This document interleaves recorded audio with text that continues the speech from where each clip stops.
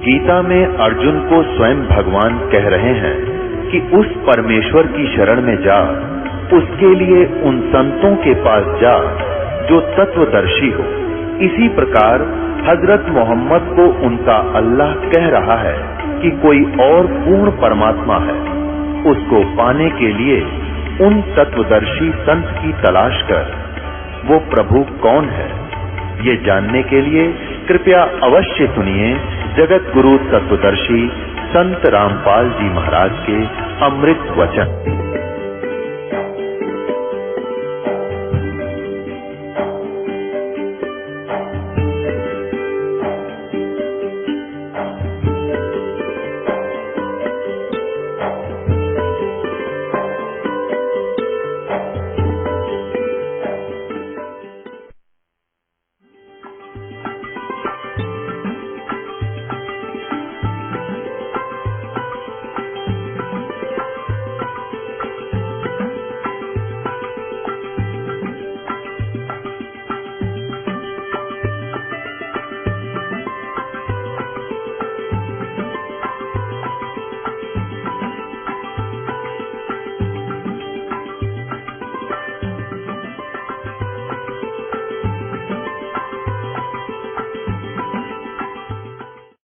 अपनी महिमा पर बताओ है कि ए जीव,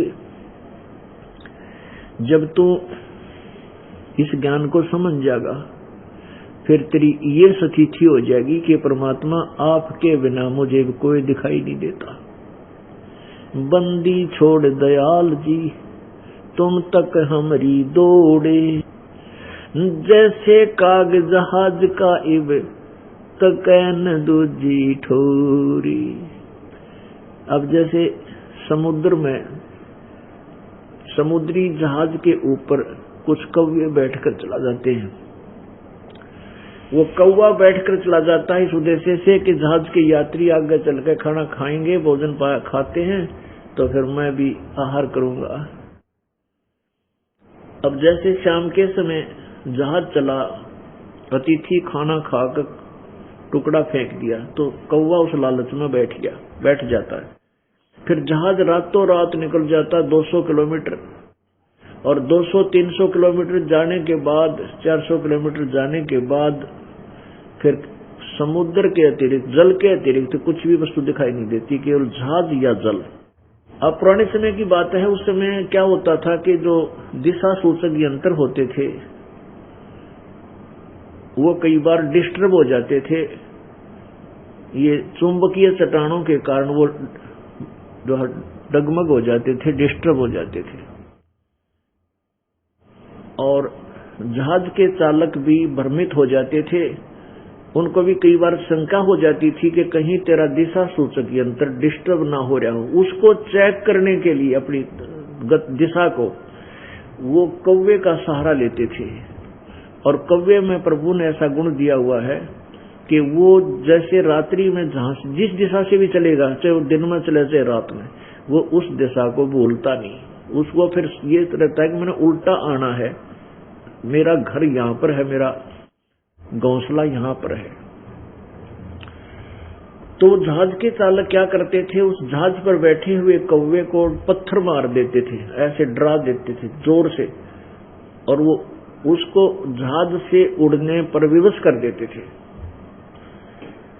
तो कौवा क्या करता था कि उड़कर वो उस दिशा को चलता था जिस दिशा से जहाज चला था।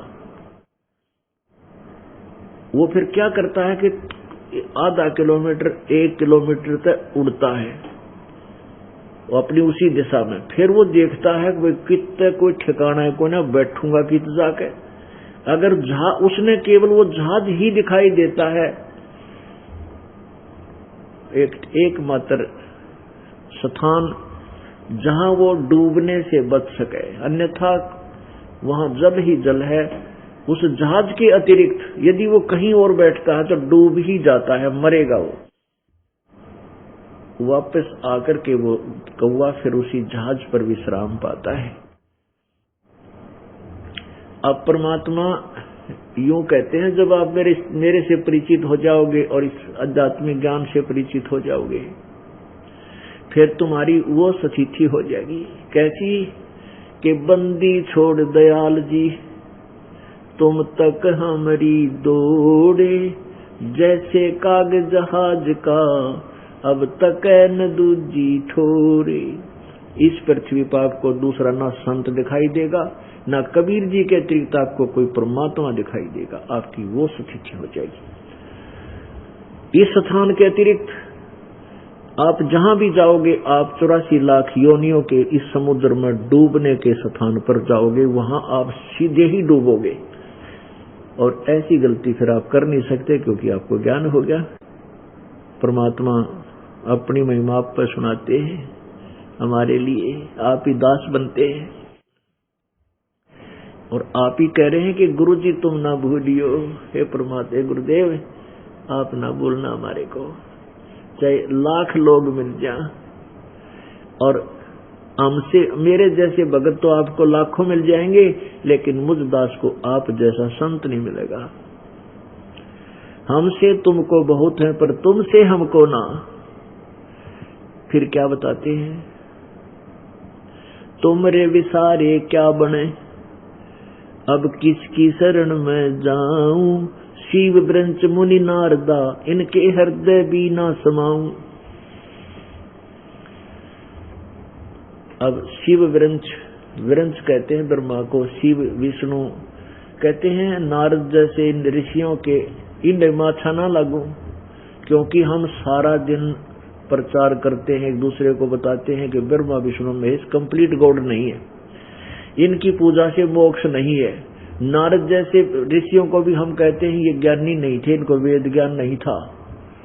अब भाई इन नाम कैसे सुहावेंगे, एक आंख भी ना सुहावे हम तो, इनकी तो आंख में कुणक बन गए। और हे परमात्मा तेरी आड़ ना रही तो ये गढ़ देंगे हमने।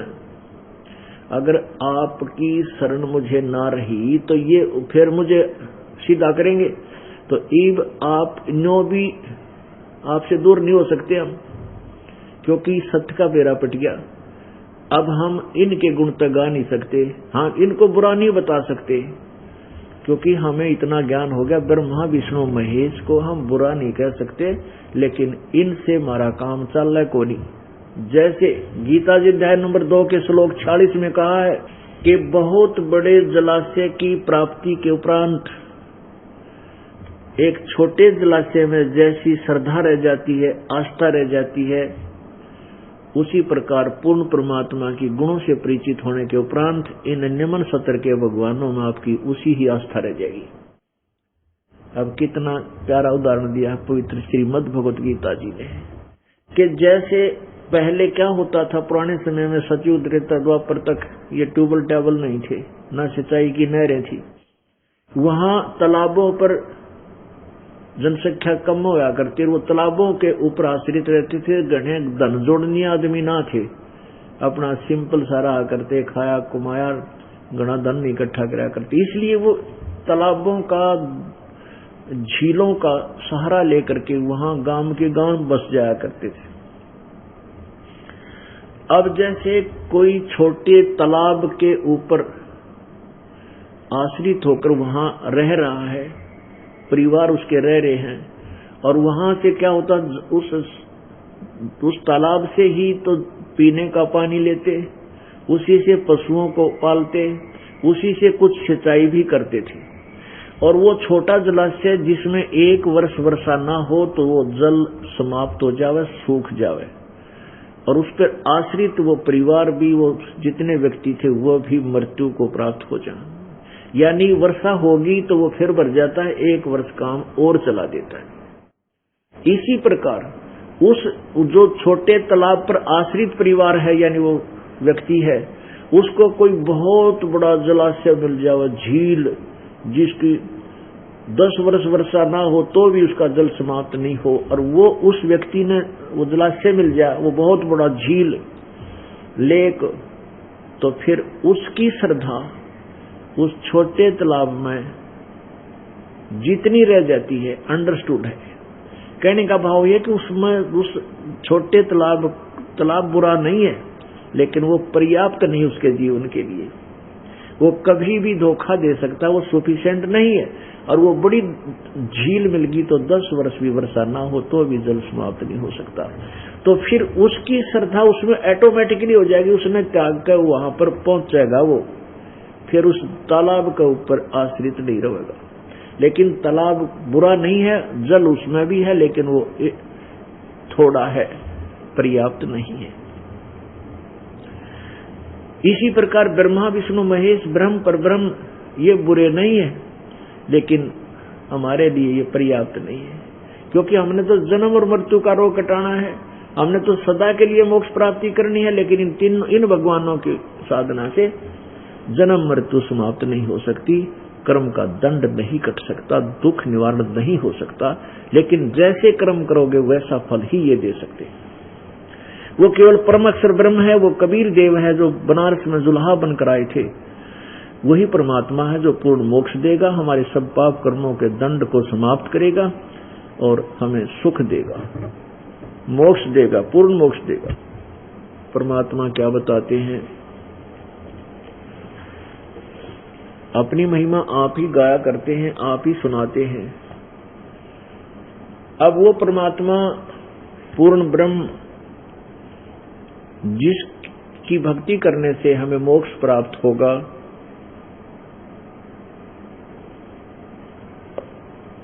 उसके विषय में आदरणीय गरीबदास साहिब जी ने किस प्रकार हमें समझाने की चेष्टा की है।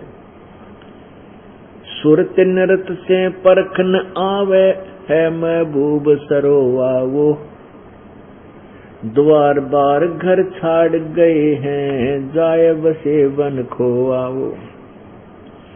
अब प्रथम तो उस परमात्मा का ज्ञान नहीं, प्रथम तो वो परमात्मा है कौन, किसकी भक्ति हमें करनी चाहिए, वो हमें प्राप्त, वो ज्ञान नहीं।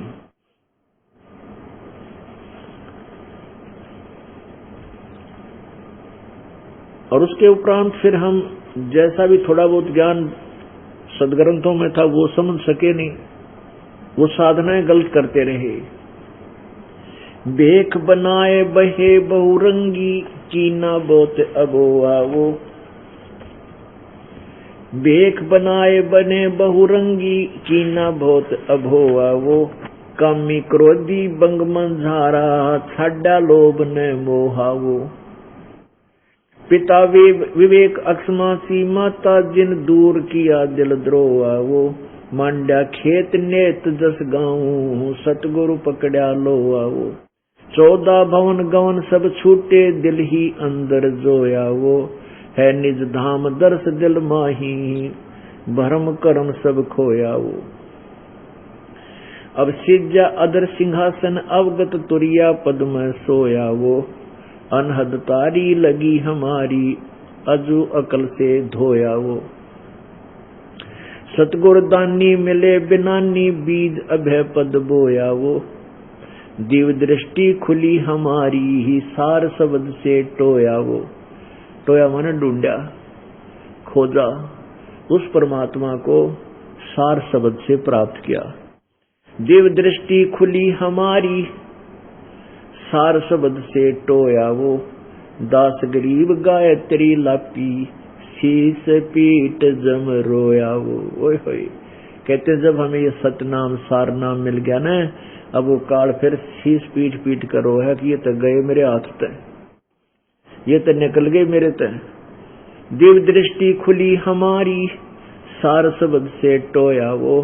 गरीबदास वो गायत्री लापी, शीस पीट जम रोया वो। जम माने काल। अब कौन सी गायत्री लापी? इस परमात्मा कबीर जी की महिमा रूपी गायत्री का गुणगान हमने शुरू कर दिया, अर्थात इस यथार्थ मंत्र का जाप शुरू कर दिया ना। कहते फिर वो काल रोया सिर पीट का किए तो गए मेरे आस्ते।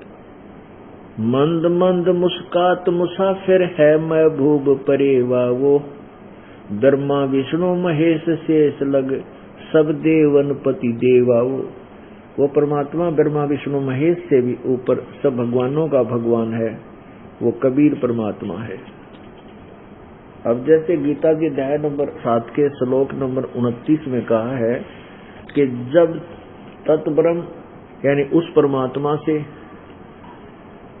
और पूरे संपूर्ण आध्यात्मिक ज्ञान से सभी कर्मों से जीव परिचित हो जाता है तो केवल वो जन्म मृत्यु से छूटने का ही प्रयत्न करता है। गीता जी अध्याय नंबर 18 के श्लोक 62 में कहा कि गीता ज्ञान दाता करा कि अर्जुन तो सर्वभाव से उस परमात्मा तत्ब्रह्म, उस परमेश्वर की शरण में जा जिसकी कृपा से तू परम शांति और शाश्वत स्थान यानी सतलोक को, सनातन परम धाम को प्राप्त होगा।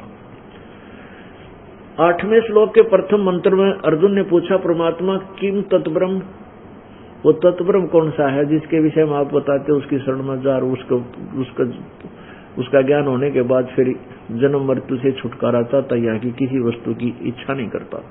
वो किम तत्ब्रह्म, वो तत्ब्रह्म कौन है, वो परमात्मा कौन है, वो रब कौन है, वह रब कौन है।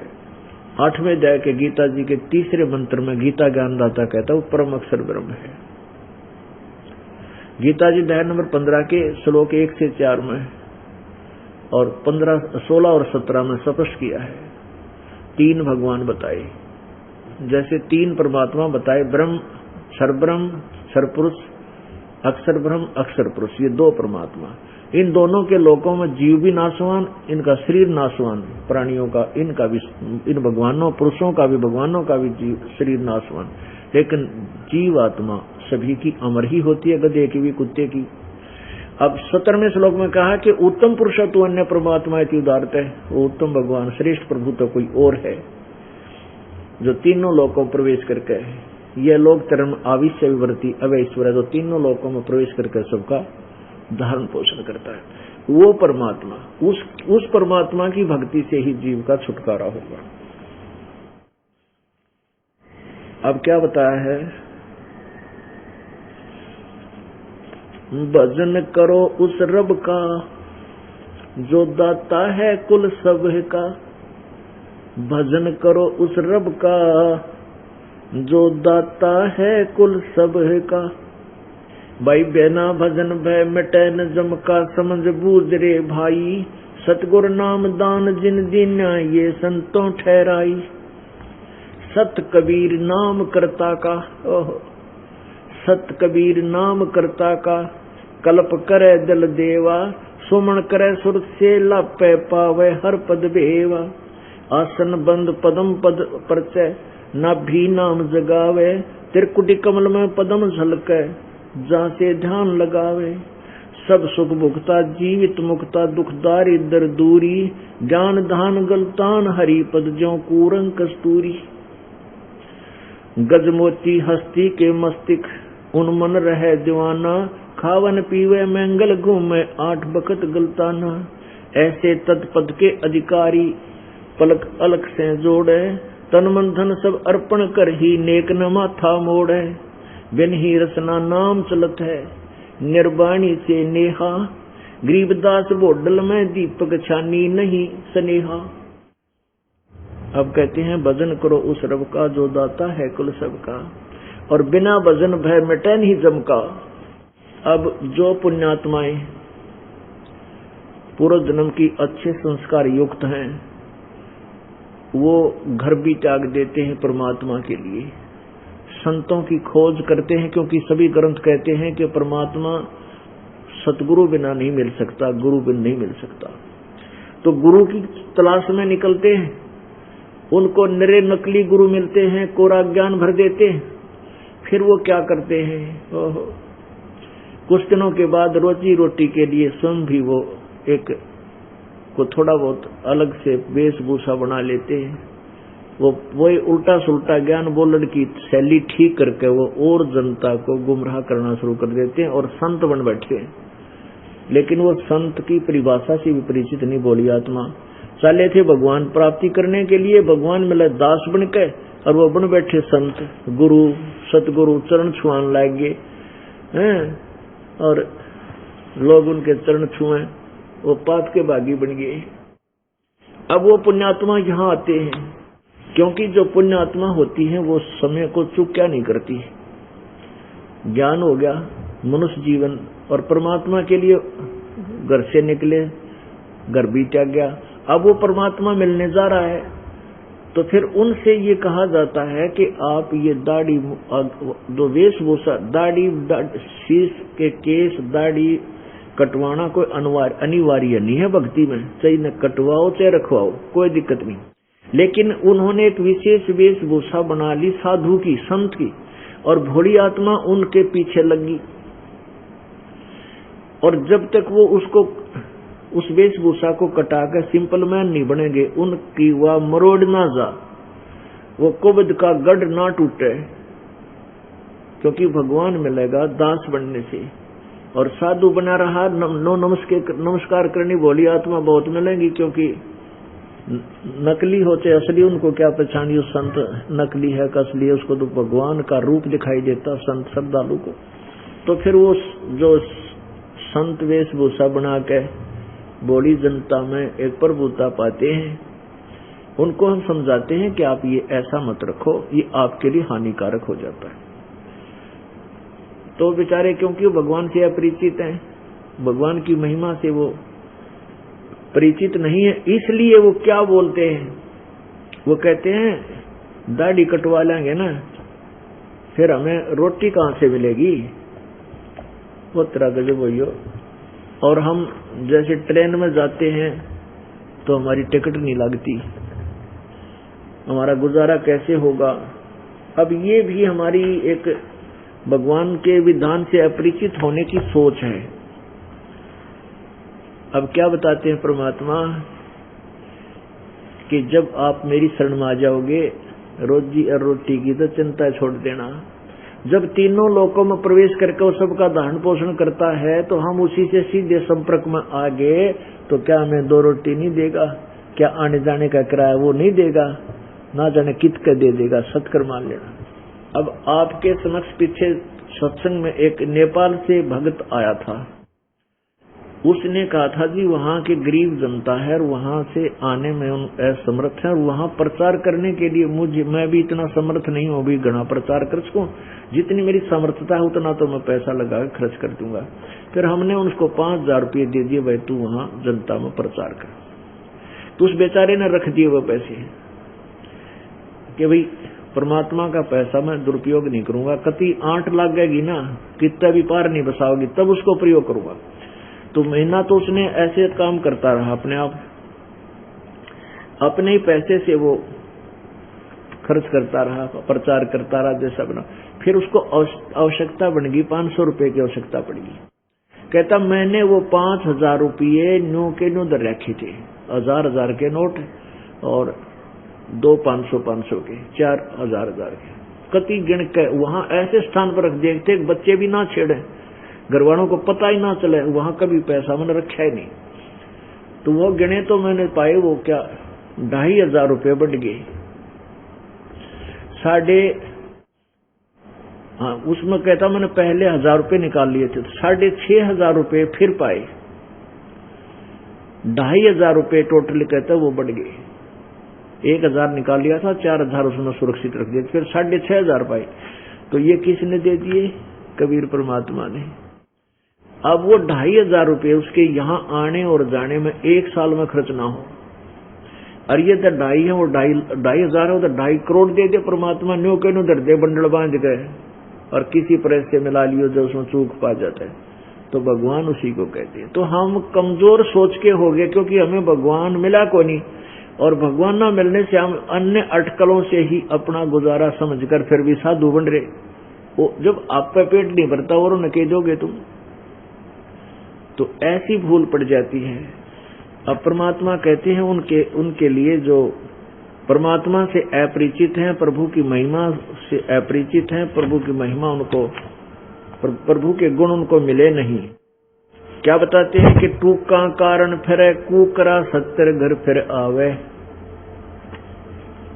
ये तो लक्षण ना साधु के क्यों बाणा बिरद लजावे, नट पेरना कांदर सासी मांगत हैं भटियारे, जिनकी तारी लगी हरी में वो मोती देवे उधारे।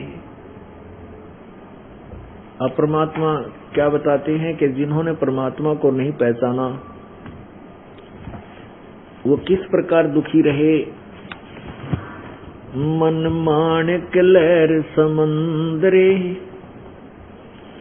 मुरजीवा नग सीपन सायर, वो निर्मल आनंद कंदरे। मन माणिक लहर समंदरे, मुरजीवा नग सीपन सायर, वो निर्मल आनंद कंदरे। अब कितनी प्यारी वाणी बोली है गरीबदास साहेब ने अपने कबीर परमात्मा के विषय में। भाई मोती मुक्ता दर्शत नाही, ये जग है सब अंदरे, दिखत के तो नैन चश्म इनके, फेरा मोतिया बंदरे। अब क्या बताते हैं कि जिनको तुम विद्वान समझा करते, बड़े वेदों के ज्ञाता हैं, बड़े मर्मज्ञ ज्ञाता हैं। अब जैसे आपने अभी देवी भागवत महापुराण के गीता प्रेस गोरखपुर से प्रकाशित पृष्ठ नंबर 414 पे छठे सकंद में क्या पढ़ा कि सतयुग के ब्राह्मण वेदों के पूर्ण विद्वान होते थे और वो दुर्गा की पूजा करते थे। 562 पृष्ठ पर दुर्गा कहती है ब्रह्म की पूजा करनी चाहिए, उसके अतिरिक्त दूसरे की धारणा भी नहीं लानी चाहिए, उसकी पूजा करो, वो ब्रह्म लोक में रहता है। अब गीता जी अध्याय नंबर 8 के श्लोक नंबर 16 में लिखा कि ब्रह्म लोक पर्यंत भी सभी जन्म मृत्यु में है, पुनर्वृत्ति में है, ये भी स्थायी नहीं। अब यहाँ परमात्मा कहते हैं मोती मुक्ता दर्शत नाही, ये जग है सब अंदरे। अंध माने अध्यात्म ज्ञान नेत्रहीन, इनको अध्यात्म ज्ञान नहीं था इसलिए अंधे थे सब। अब दुर्गा भी अंधी, पूर्ण ज्ञान नहीं, वो कभी ब्रह्म तक ही बताती है, उसकी पूजा करो। भाई दिखत के तो नैन चश्म इनका, फेरा मोतिया बंदरे। अब दुर्गा कभी कहती है अक्षर ब्रह्म, वो ब्रह्म जिसने सारी सृष्टि रची वो अक्षर ब्रह्म है, और फिर क्या उस ब्रह्म की पूजा करो, उसका ओम मंत्र है, परवण मंत्र है।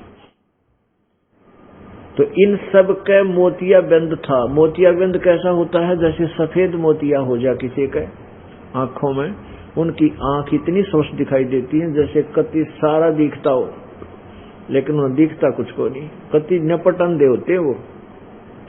तो ऐसे ही विद्वान भगवान देवी और देवता हमने कति भगवान प्राप्त दिखाई दे थे और बड़े विद्वान नजर आए थे, इनको तो कैख भी ना ज्ञान था।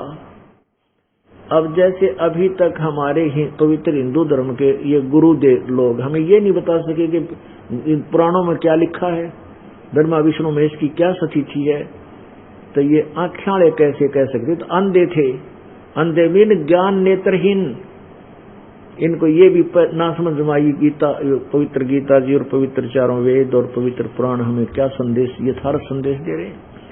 और पुराणों के वक्ता ब्रह्मा जी ये आप अज्ञान अंधेरे में, इसलिए बताते हैं मन माणिक लहर समंदरे, मुरजीवा नग सीपन सायर, वो निर्मल आनंद कंदरे। भाई मोती मुक्ता दर्शत नाही, यो जग है सब अंदरे, दिखत के तो नैन चश्म इनके, फेरा मोतिया बंदरे। ये दिखत के तो आंखें बड़ी निर्मल दिखाई दे, बड़े विद्वान नजर आए हैं, पर इनका अज्ञान रूपी मोतिया बंद हो रहा है। नर नारायण देशी पाके, जय कट्याना यम का फंदरे, रतन अमोली दर्शत नाही, धक है वाकी जिंदरे। कि ऐसा सुंदर शरीर पर आप पाके और फिर भी भगवान नहीं मिले, और कहते हैं वो परमात्मा नहीं प्राप्त हुआ तो धिक्कार है उसके जिंदगी ने, इस मनुष्य जीवन को। भाई पूर्ण ब्रह्म रटे अविनाशी, जो भजन करें गोविंद रे, भाव भक्ति जा हृदय होई, फिर क्या कर है सुरपति इंद्रे। अब जिनके ये ज्ञान समझ में आ गया और सच्चे दिल से भक्ति में लौ लाएगी, कहते फिर यहाँ का सुरपति देवताओं के राजा इंद्र की पदवी भी हमारे लिए व्यर्थ है। वो भी वो क्या कर है सुरपति इंद्रे, यानी उसके सामने वो सुख देवताओं के राजा इंद्र का भी व्यर्थ है। व्यर्थ क्यों है? क्योंकि वैसे तो इंद्र को बहुत सुख है, देवताओं का राजा है, स्वर्ग का राजा है, लेकिन यू राज रहेगा कितने दिन? यू ज्यादा समय नहीं रहे, इसका फिक्स टाइम है। 72 चौकड़ी युग एक इंद्र 72 चौकड़ी युग तक शासन करता है, 72 चतुर्युग तक। और एक ब्रह्मा के दिन में 14 इंद्र अपना शासन पूरा कर लेते हैं, इसलिए 1008 चतुर्युग होते हैं। तो 72 चतुर्युग जब ये इंद्र पूरा कर लेगा, और इसने अपने ही तप और अपने ही यज्ञों से उस इंद्र का राज को प्राप्त किया, मृत्यु को प्राप्त होगा। 72 चतुर्युगी तक राज करके 72 चतुर्युग, सतयुग, त्रेता, द्वापर, कलयुग एक चतुर्युग, इसमें 43,20,000 वर्ष होते हैं एक चतुर्युग में। और ऐसे ऐसे 72 चतुर्युग तक एक जीवात्मा इंद्र की पदवी प्राप्त करके स्वर्ग का राज्य भोगती है, और फिर मृत्यु को प्राप्त होकर गधे की योनि प्राप्त करता। शटार्डुस की 84 लाख योनियों का गधे से होता है। अब के फूक गई से इंद्र के राज ने आग लगा तो फिर गधा बन गया। बताओ के काम आया वो सुख, अब पहाड़ टूट गया।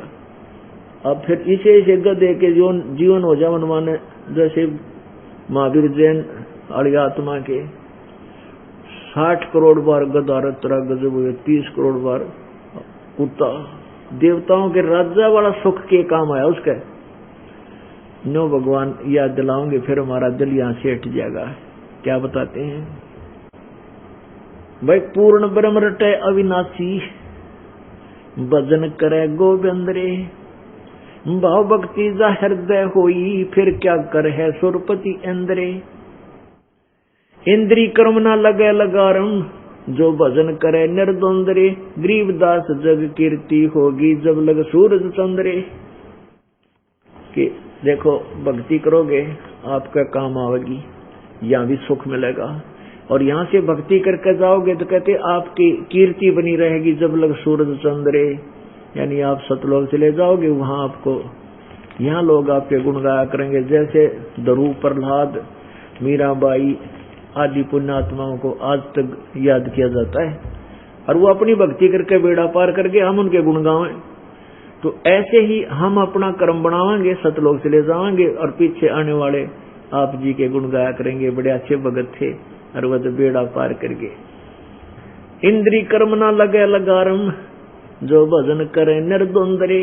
निर्द्वंद माने और सब तरफ से ध्यान हटा के अपने मालिक के चरणों में लगे रहे। काम जो अपना पेट रोजगार निर्वाह के लिए धंधा करे, उसमें भी मालिक को भूल नहीं पड़ने दे, उसको कहते निर्द्वंद भजन करना।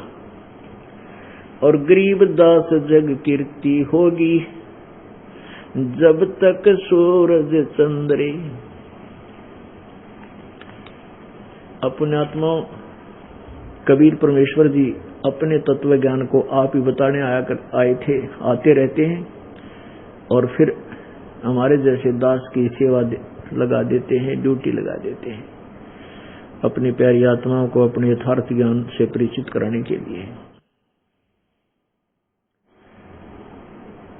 अभी तक हमें ब्रह्मा विष्णु महेश के बारे में क्या बताया गया था कि अजर व अमर हैं, सर्वशक्तिमान है, ये सृष्टि के रचनहार हैं, और ये पूर्ण परमात्मा है, सभी ब्रह्मांडों के रचयिता यही हैं।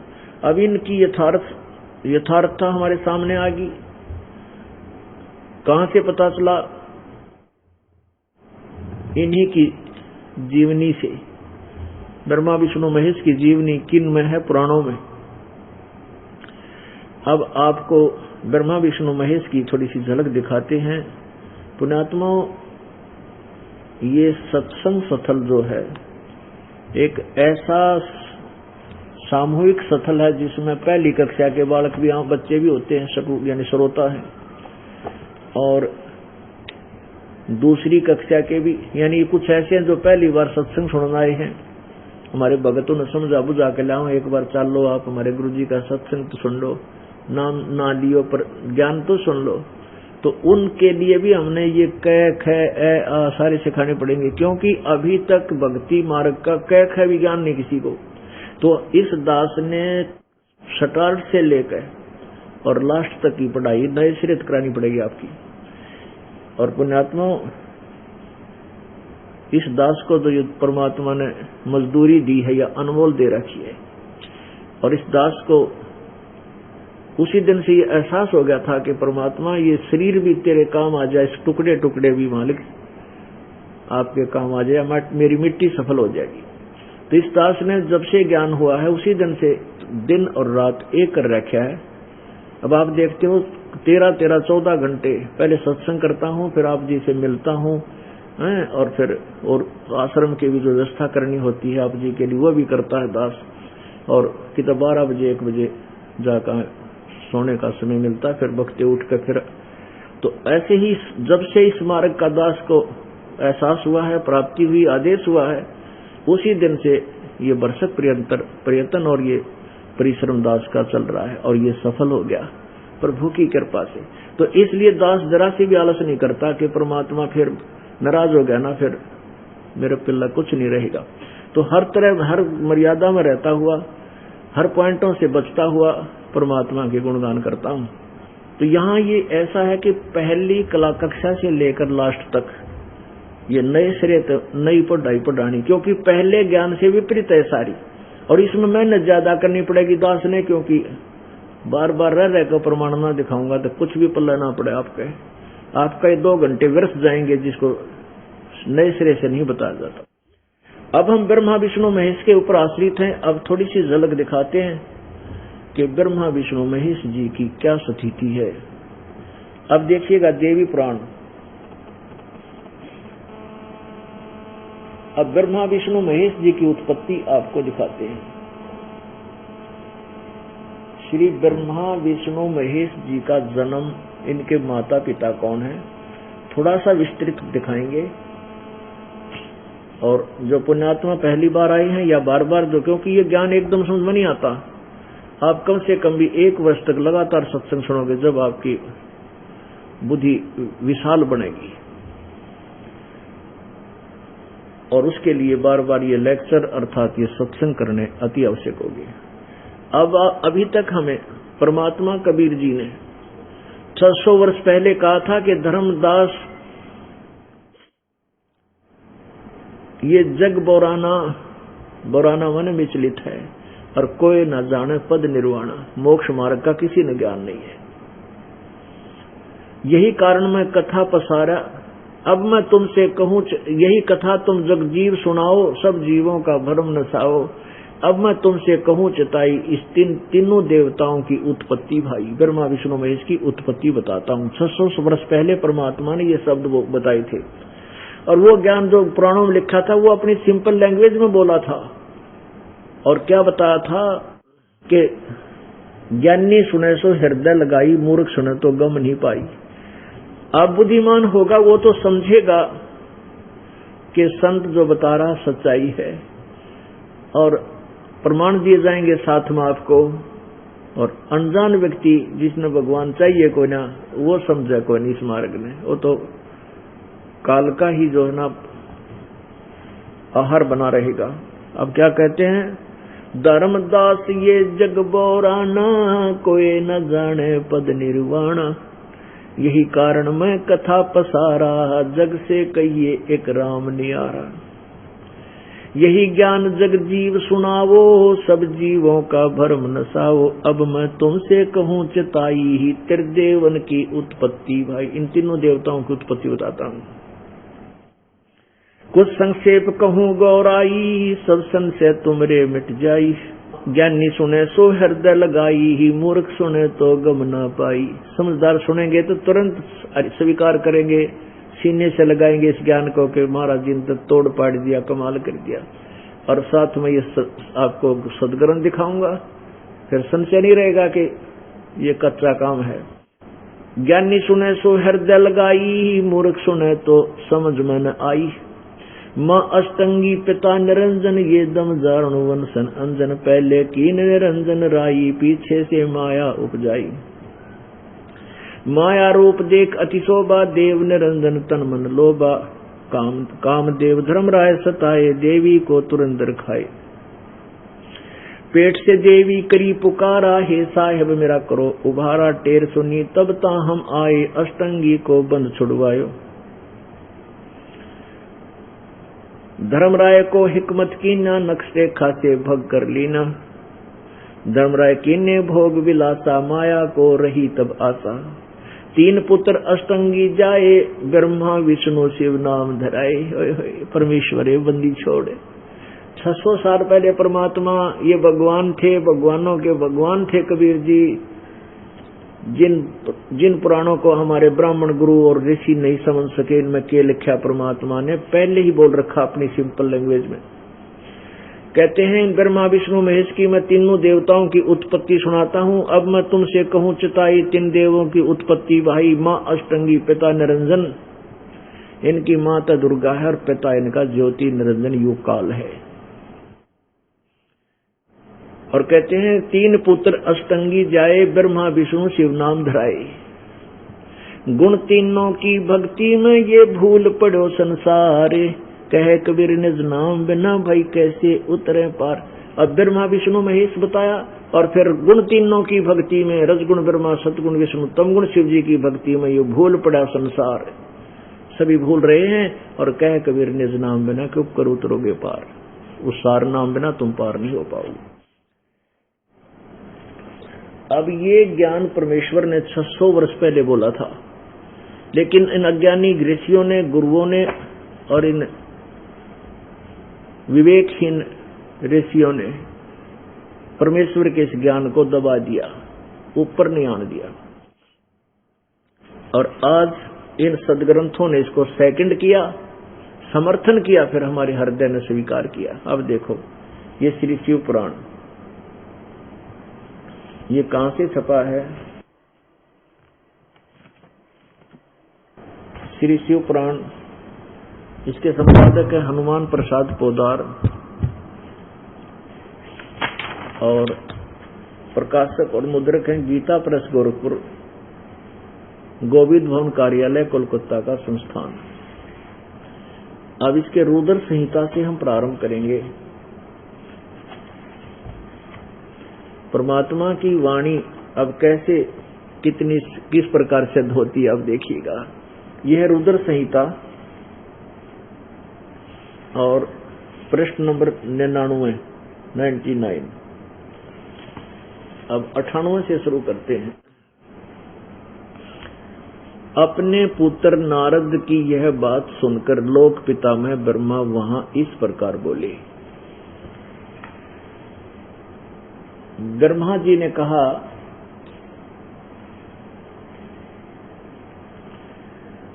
ब्रह्मन अपने पुत्र नारद से बता रहा है ब्रह्मन देव श्रोमणे, तुम सदा समस्त जगत के उपकार में लगे रहते हो। तुमने लोगों के हित की कामना से बहुत उत्तम बात पूछी है। कि पूछा था कि सृष्टि की रचना किसने की? जिसमें समस्त चराचर जगत नष्ट हो गया था, सर्वत्र केवल अंधकार ही अंधकार था, न सूर्य दिखाई देता था न चंद्रमा, अन्य ग्रहों का और नक्षत्रों का भी पता नहीं था, न दिन होता था न रात, अग्नि पृथ्वी वायु और जल की भी सत्ता नहीं थी। उस समय तत् सद्ब्रह्म, अब तत् सद्ब्रह्म माने वो सच्चा सत्पुरुष ब्रह्म, तत् सद्ब्रह्म वह सत्पुरुष यानी सद्ब्रह्म सच्चा भगवान। इस श्रुति से जो सत सुना जाता है वो एकमात्र वही शेष था। अब चलो 100 पृष्ठ पे 100 नंबर पे 100 पृष्ठ नंबर पे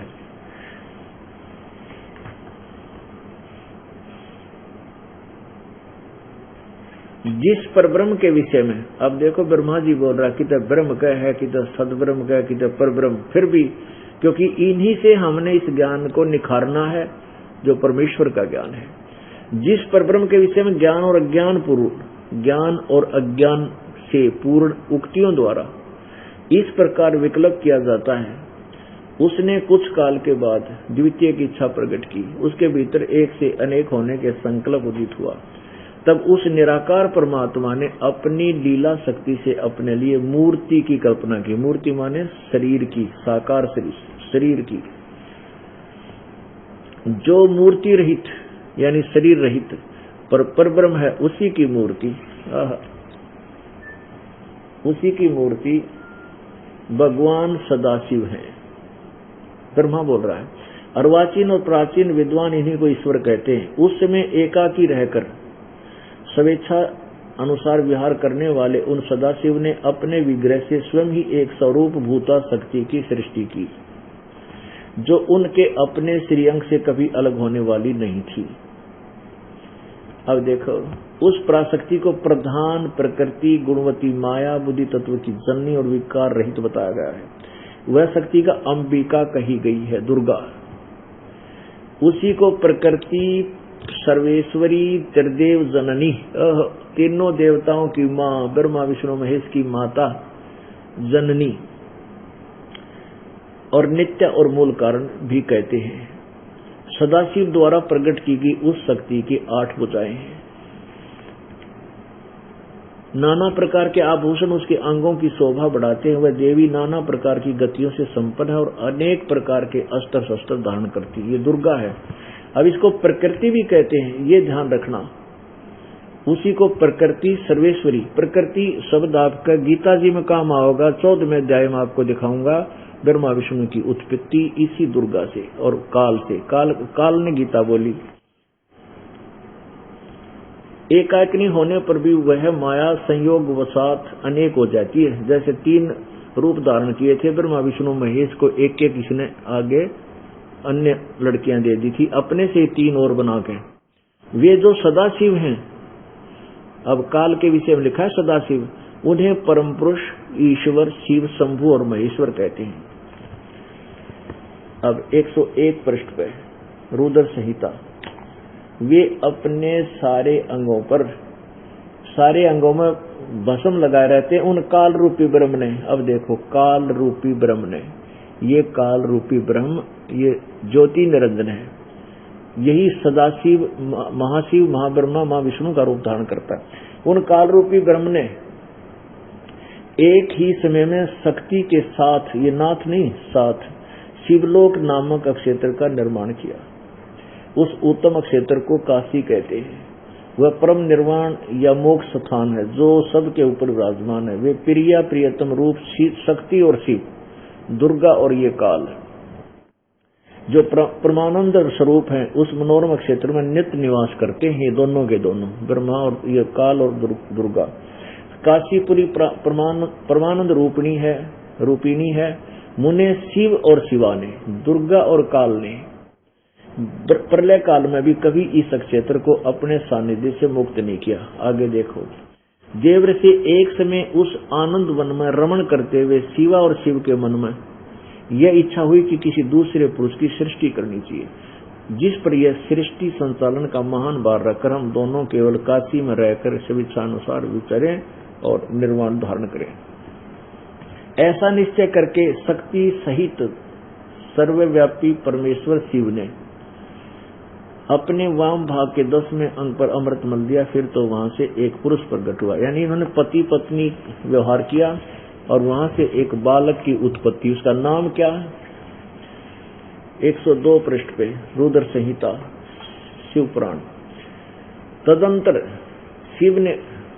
तदंतर उस पुरुष ने परमेश्वर शिव को प्रणाम करके कहा, स्वामिन मेरे नाम निश्चय कीजिए, कौन काम बताइए। ये सुनकर शिव ने कहा, वत्स बेटा, आप व्यापक होने के कारण तुम्हारा विष्णु नाम विख्यात हुआ, यानी उस विष्णु नाम धर दिया। अब क्या प्रमाण हो गया कि दुर्गा और काल से, प्रकृति और इस काल ब्रह्म से विष्णु की उत्पत्ति हुई, ये इनका बेटा। अब ब्रह्मा कहता है, देखो रुद्र संहिता का ये 6वां अध्याय यहाँ समाप्त हो जाता है।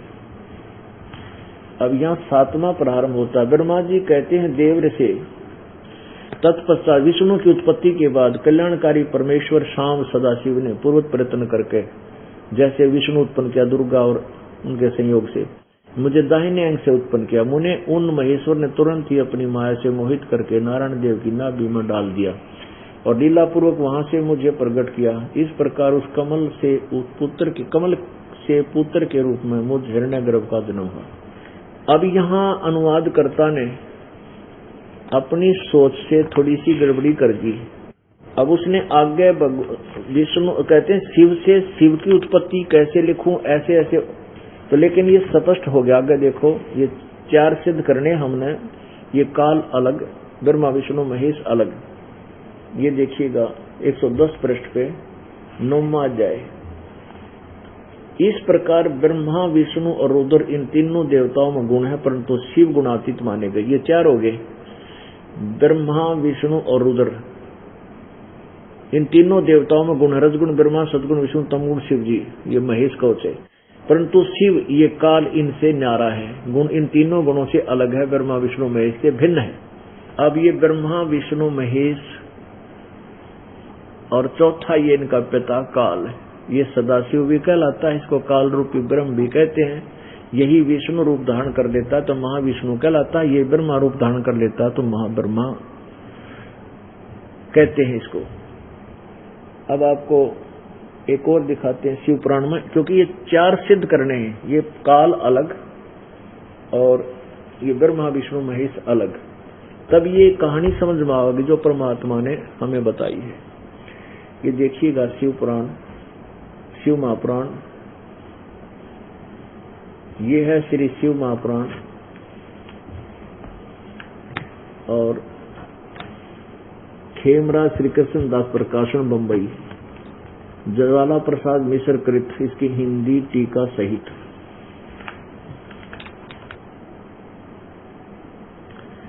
अब देखिएगा विद्वेश्वर संहिता प्रश्न नंबर 17 पे।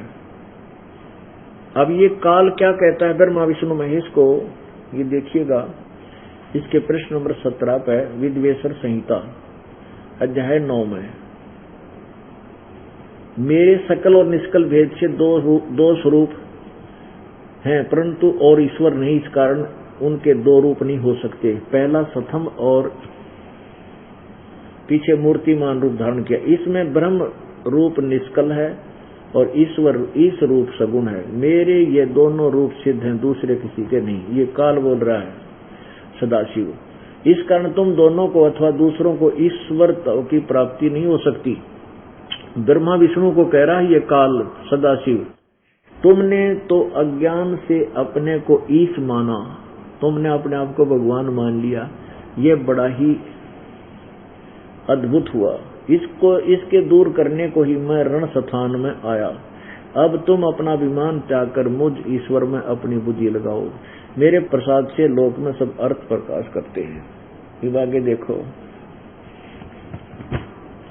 अब ये काल कहता है 18 पृष्ठ पे विद्वेश्वर संहिता अध्याय 10 में, हे पुत्रो, ब्रह्मा विष्णु और ब्रह्मा को, हे पुत्रो, यह कृत आपने तप से प्राप्त किया है जो कि सृष्टि की उत्पत्ति, ये ब्रह्मा को उत्पत्ति दी और पालन कहता है विष्णु को पालन का, सो मैंने प्रसन्न होकर तुम्हें दिया है। इसी प्रकार दूसरे 2 कृत रुद्र और महेश को प्रदान किए हैं, परंतु अनुग्रह कृत कोई भी पाने को समर्थ नहीं है। जो पूर्व के कर्म तुमने समय से विसार दिए, रुद्र और महेश ने उनको नहीं बुलाया है। अब ये स्पष्ट हो गया। ये 4, इसमें 5 लिख दिए, ये 11 रुद्र और अन्य भी हैं, और इस काल के बेटे को भी रुद्र बोल देते हैं। जैसे आपने अभी शिवपुराण गीता प्रेस गोरखपुर से प्रकाशित में सुना था कि इस प्रकार ब्रह्मा विष्णु और रुद्र, वहां रुद्र इस महेश के विषय में है।